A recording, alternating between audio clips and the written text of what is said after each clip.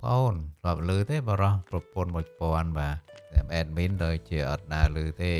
ប៉ុន្តែសាច់រឿងនេះមើលទៅដូចជាចម្លែកមែនតើបាទហើយទៅមិនទៅបានប្រពន្ធដល់1000ដោយបរោះម្នាក់ហ្នឹងហើយគាត់ជាបរោះមហាសំណាងបាទប្រពន្ធដល់1000បាទច្រើនជាងស្ដេចទៅទៀតអញ្ចឹងតើរឿងហ្នឹងវាកើតឡើងរបៀបម៉េចហើយគាត់ហេតុអីបានគាត់មានប្រពន្ធដល់1000បងប្អូន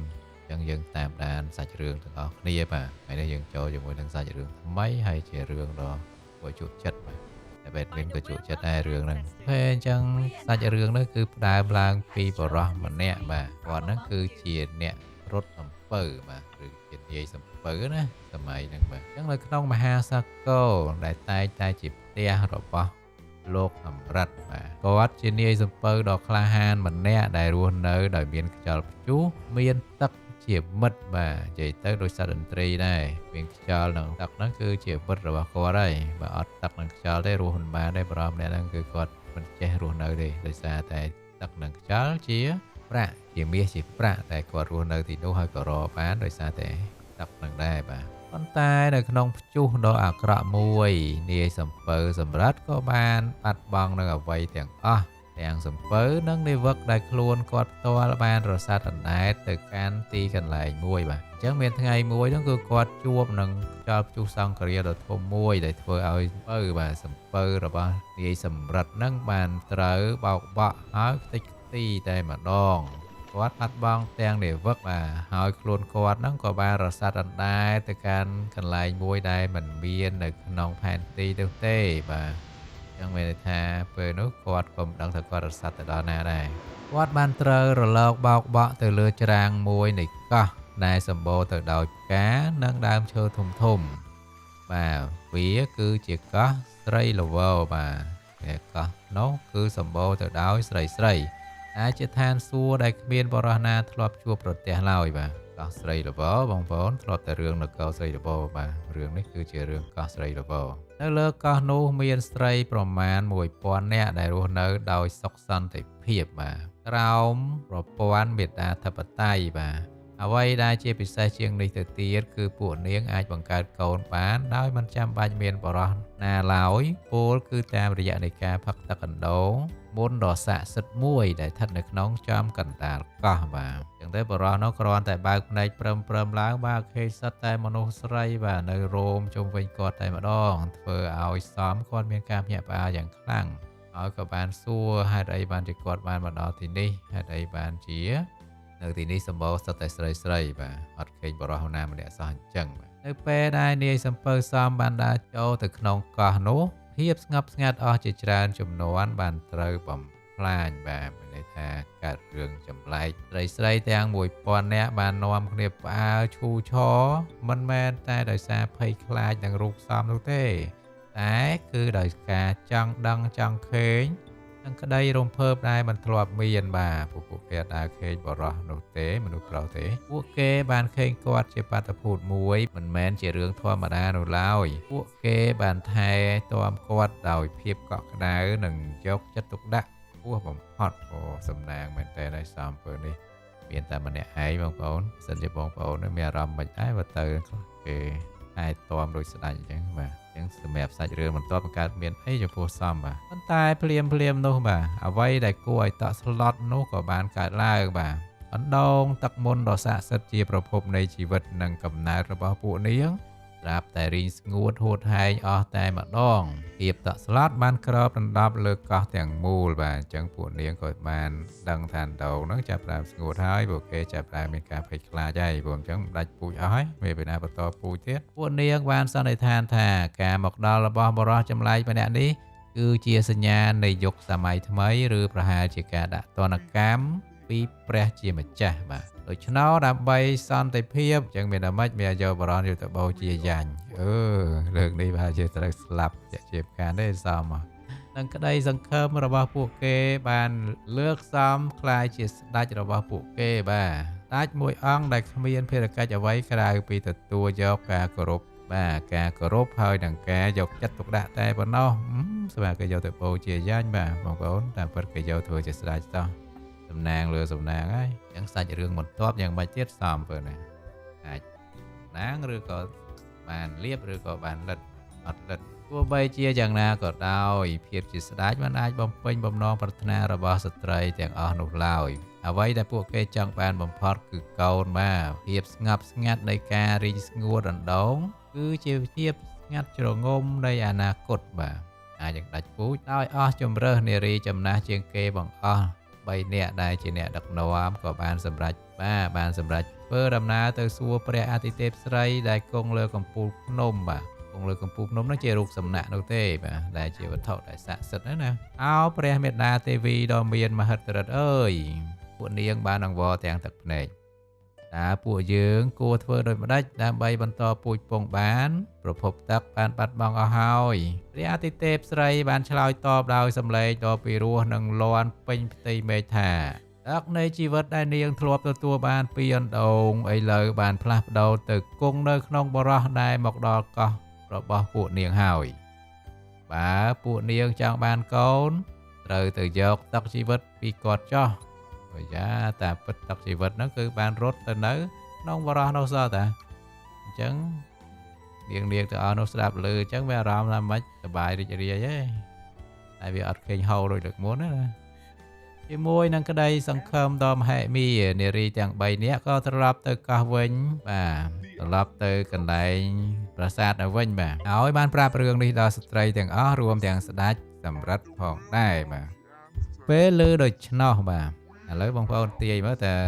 សម្រិទ្ធហ្នឹងគាត់ធ្វើម៉េចហើយរឿងអីដែលកើតឡើងបន្តបានចឹងតាមដានទាំងអស់គ្នាពេលឮដូច្នោះបាទនាយសម្រិទ្ធមានការងឿងឆ្ងល់យ៉ាងខ្លាំងខ្ញុំគ្រាន់តែជាមនុស្សធម្មតាខ្ញុំមិនអាចផ្ដល់ទឹកដល់អ្នកនាងបានឡើយបាទពួកនាងបានសម្លឹងមើលមុខគាត់ដោយកៅភ្នែកដ៏ស្មោះត្រង់និងពោពេញដោយក្តីសង្ឃឹមនិងការគោរពពួកនាងមិនបានគិតថាគាត់ជាបរិសុទ្ធសាមញ្ញម្នាក់នោះទេតែជាអ្នកនាំសំណាងឬក៏ជាវត្ថុស័ក្តិសិទ្ធិទៅវិញគាត់បានអង្គុយគិតយ៉ាងយូរពិចារណាពីអាថ៌កំបាំងដែលព្រះអាទិទេពបានមានបន្ទូលគាត់បន្ទាប់មកភាពអៀនខ្មាស់បាទភាពខ្មាស់អៀនបន្តិចលាយឡំនឹងការភ្ញាក់ផ្អើលក៏បានលេចឡើងលើផ្ទៃមុខរបស់គាត់គាត់បានដឹងហើយថាទឹកជីវិតបាទដែលព្រះមេដាទេវីមានន័យសម្ដៅនោះគឺសម្ដៅទៅលើអ្វីដែលបរោះបាទអ្វីដែលគាត់ជាបរោះមានត្រីទាំងអស់នោះខ្វះខាតវាជាទឹកដែលបង្កើតនៅកំណើតបាទបងប្អូនយល់ហើយទឹកបង្កើតនៅកំណើតរបស់បរោះនោះគាត់បាននិយាយដោយសំឡេងដ៏ស្ងប់ស្ងាត់ថាយ៉ាបរោះហ្នឹងគាត់ខូចដែរណានាយសម្រិទ្ធហ្នឹងគាត់ខូចដែរអញ្ចឹងគាត់ដឹងរឿងហើយក៏បានប្រាប់បាទស្រីទាំងអស់ហ្នឹងតាមវិធីសាស្ត្ររបស់គាត់ហើយគាត់ត្រូវធ្វើវិធីសាស្ត្រម៉េចដើម្បីដល់ទឹកឲ្យនាងទាំងអស់ហ្នឹងបាទអញ្ចឹងតាមដានបន្តទៀតនាងអើយបាទតាមអ្វីដែលខ្ញុំយល់ទឹកដែលខ្ញុំមានមិនអាចផ្ដល់ឲ្យតាមរយៈការដងឬការផឹកបានឡើយវាទាមទារការលះបង់ដ៏ធំមួយបាទស្រីចំណាស់ម្នាក់បានសួរថាតើការលះបង់អ្វីទៅព្រះអង្គដើម្បីឲ្យទឹកជីវិតរបស់ខ្ញុំអាចផ្ដល់កំណើតបានខ្ញុំត្រូវការគេងជាមួយនាងម្នាក់មួយយប់ម្ដងបាទមួយយប់បានតែម្ដងទេសេចក្តីសម្រេចនេះបានមិនធ្វើឲ្យពួកនាងតក់ស្លុតនោះទេតែផ្ទុយទៅវិញពួកគេបានក្រាបថ្វាយបង្គំព្រះដោយក្តីរំភើបបាទពួកគេបានចូលស្របភ្លាមតែម្ដងដោយអត់ពិបាកសោះវិធីសាស្ត្ររបស់មុខសម្រិទ្ធបាទវិធីសាស្ត្ររបស់គាត់ដោយអត់មានពិបាកសោះបាទពួកគេម្នាក់តម្រង់ជួរដោយមានក្តីសង្ឃឹមនៅក្នុងចិត្តយ៉ាងមុតមាំចំពោះឱកាសម្ដងក្នុងមួយជីវិតក្នុងការបង្កើតគ្រួសារមួយបាទសម្រាប់ពេលនេះត្រូវប៉ាន់ហើយបាទជីវិតរបស់ស្ដេចសម្រិទ្ធក៏ចាប់ផ្ដើមបាទជីវិតនេះគឺរីករាយមែនតើហើយបងប្អូនពេលនេះសម្រិទ្ធគឺគាត់មានអារម្មណ៍សប្បាយរីករាយហើយព្រោះបានសិតតែស្រីបាទមួយថ្ងៃម្នាក់អីខុសគ្នាទៀតឥឡូវបើបងប្អូនវិញមិនដែរក្នុងជីវិត3ឆ្នាំកន្លងមកបាទគាត់បានអនុវត្តកាតព្វកិច្ចដ៏ធំរបស់គាត់ដោយស្មោះត្រង់និងភាពកក់ក្ដៅបាទ3ឆ្នាំនោះគឺរីករាយមែនតើហើយមួយយប់មកសម្រាប់ប្រពន្ធមួយនាក់ដំបងគាត់ពិតជារីករាយនឹងជីវិតដ៏សម្បូរបែបនេះខ្លាំងណាស់គាត់បានទទួលការគោរពនិងការយកចិត្តទុកដាក់ថែទាំនិងសេចក្តីស្រឡាញ់ដ៏បរិសុទ្ធពីស្ត្រីទាំង1000នាក់គាត់ជាស្ដេច គាត់គឺជាឪពុកនៃមនុស្សជំនាន់ថ្មីគឺវាជាឋានសួគ៌នៅលើផែនដីសម្រាប់បរិសណាក៏ដោយបាទពេលនេះសម្រាប់ហ្នឹងគឺគាត់ជាមនុស្សដែលជោគជ័យខ្លាំងហើយលើកនេះមិនមានលៀបធំតែម្ដងបាទបន្ទាប់ពីការបាត់បង់អ្វីៗគ្រប់បែបយ៉ាងនៅលើមហាសាគរនោះឯងឥឡូវយើងមើលសាច់រឿងបន្ទាប់ទៀតតើគាត់សំណាងរហូតឬក៏យ៉ាងណាបាទប៉ុន្តែរាងកាយរបស់មនុស្សគឺមានដែនកំណត់យូរទៅភាពរីករាយក៏ប្រែក្លាយទៅជារឿងនឿយណាយផ្នែកផ្លូវកាយនិងផ្លូវចិត្តបាទអត់ដែរបងប្អូនដល់ច្រើនពេកទៅអញ្ចឹងវាជាទ្រាំទ្រលែងបានហើយភាពស្មោះត្រង់និងភាពកក់ក្ដៅរបស់ប្រពន្ធទាំង1000នាក់បានក្លាយទៅជាបន្ទុកដ៏ធ្ងន់ធ្ងររបស់គាត់ខ្វះខាតពេលវេលាសម្រាប់ខ្លួនឯងសម្រាប់គំនិតរបស់គាត់និងសម្រាប់ភាពស្ងប់ស្ងាត់ដែលគាត់ធ្លាប់មាននៅលើនាវាបាទនៅលើសំពៅគាត់បានដឹងថាសេចក្តីសុខដ៏សម្បូរបែបពេកក៏คล้ายទៅជាទុក្ខលំបាកដ៏ធំធេងបានដែរឥឡូវវាคล้ายទៅជាទុក្ខលំបាកដ៏ធំធេងសម្រាប់គាត់ទៅវិញបាទឥឡូវគាត់ចាប់ផ្ដើមមានអារម្មណ៍ធុញទ្រាន់ហើយបាទធម្មតាទេមនុស្សយើងគ្រប់វ័យទាំងអស់គឺអារម្មណ៍របស់យើងគឺប្រែប្រួលទៅតាមវ័យទៅតាមអាយុហើយបងប្អូនមិនប្រកាសថាវ័យហ្នឹងបងប្អូនរីករាយដល់ពេលអាយុផ្សេងទៀតចាប់ផ្ដើម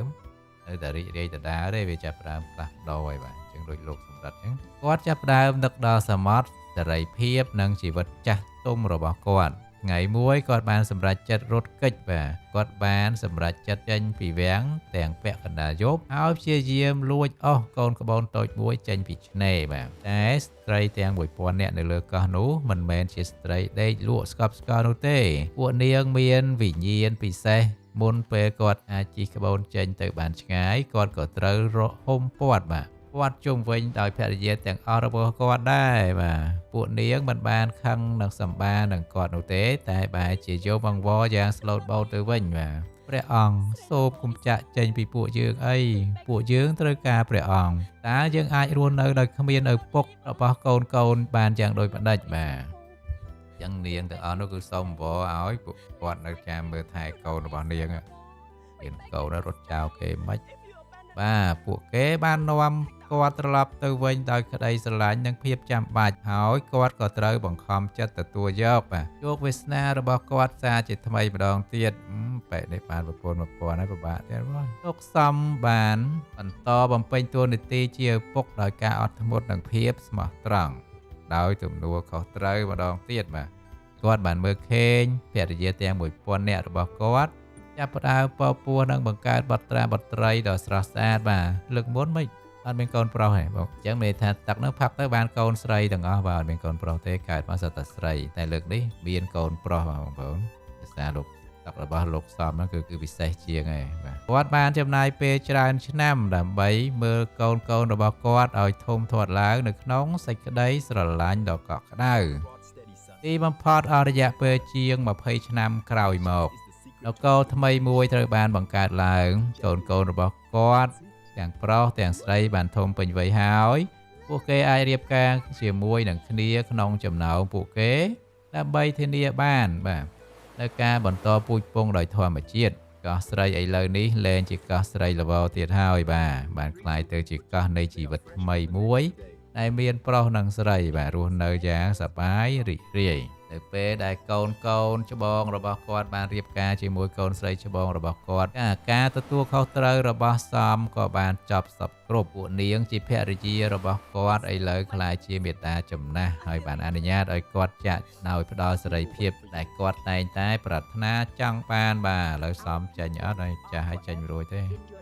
ដាច់របស់យើងអើយឪពុករបស់ពួកយើងអើយសូមព្រះអង្គចាក់ចេញដោយសេចក្តីសុខចុះព្រះអង្គបានផ្ដល់ជីវិតដល់ពួកយើងហើយបាទលោកសំបានចាក់ចេញពីសេចក្តីសុខដ៏សែនលំបាកនេះក្នុងនាមជាស្ដេចដែលត្រូវបានគេគោរពស្រឡាញ់បំផុតដោយបន្សល់ទុកនៅចំនួនថ្មីមួយដែលកើតចេញពីភាពស្មោះត្រង់និងសេចក្តីត្រូវការរបស់មនុស្សជាតិបាទគាត់បានត្រឡប់ទៅរកសមុទ្រវិញតែនៅក្នុងបេះដូងរបស់គាត់នៅតែជាស្វាមីរបស់ស្ត្រី1000នាក់ជានិច្ចបាទអញ្ចឹងសាច់រឿងយើងគឺបានបញ្ចប់ត្រឹមហ្នឹងបងប្អូនហើយរឿងនេះស្ដាប់ទៅគឺរីករាយបាទហើយក៏ជារឿងមួយដែល មិនជាមានអប់រំច្រើននោះទេប៉ុន្តែក្នុងន័យនេះគឺត្រូវជាមនុស្សត្រូវមានទំនួលខុសត្រូវបាទគេមានកូនឲ្យគេមានកូនគ្រប់គ្នាដល់1000នាក់ឯងរត់គេចចេញមិនអញ្ចឹងគឺត្រូវតែមានទំនួលខុសត្រូវធ្វើកាតព្វកិច្ចខ្លួនឯងឲ្យគ្រប់អស់សិនបាទមុននឹងចាក់ចេញមកថាអូយើងចង់ទៅបួសទៅអីអញ្ចឹងហើយបើមានគ្រួសារហើយដល់ចិញ្ចឹមកូនឲ្យធំសិនបាទបងប្អូនឲ្យគាត់មានការងារធ្វើមានអីសមរម្យហើយអាហ្នឹងសម្រាប់ចិត្តទៅអត់អីទេតែបើគាត់គាត់មានការងារធ្វើនៅទូចឡើយឯងរត់ទៅបួសបាត់ហ្នឹងអាហ្នឹងមិនន័យថាយើងមិនមាននៅកាតព្វកិច្ចក្នុងគ្រួសារយើងទេបើគាត់បានបំពេញកាតព្វកិច្ចទេអញ្ចឹងសាច់រឿងនេះក៏អប់រំល្អដែរអញ្ចឹងរឿងយើងមានតែប៉ុណ្ណេះទេបងប្អូនហើយadmin ជាយាមរករឿងថ្មីទៀតហើយកុំភ្លេច like share ឲ្យបេះដូងផងបងប្អូនដើម្បីឲ្យ channel admin ហ្នឹងកាន់តែបាទផ្ទុះកាន់តែរីកចម្រើនមានអ្នកមើលច្រើនអញ្ចឹងទេអត់មានអ្នកមើល admin គ្មានរឿងថ្មីទៀតទេបាទអរគុណច្រើន